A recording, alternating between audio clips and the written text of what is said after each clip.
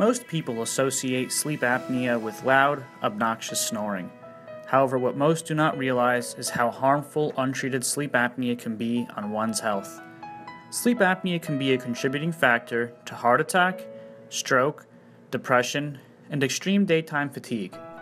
The most common form of treatment is the cumbersome CPAP machine.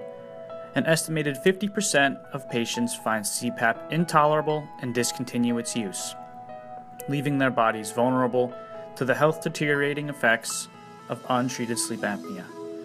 Sleep appliances in recent years have become so effective that they are now considered a first-line treatment for most mild to moderate cases of sleep apnea, and have even shown success with very severe cases.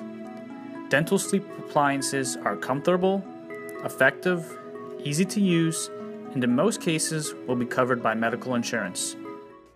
For sufferers of sleep apnea living in North County and the surrounding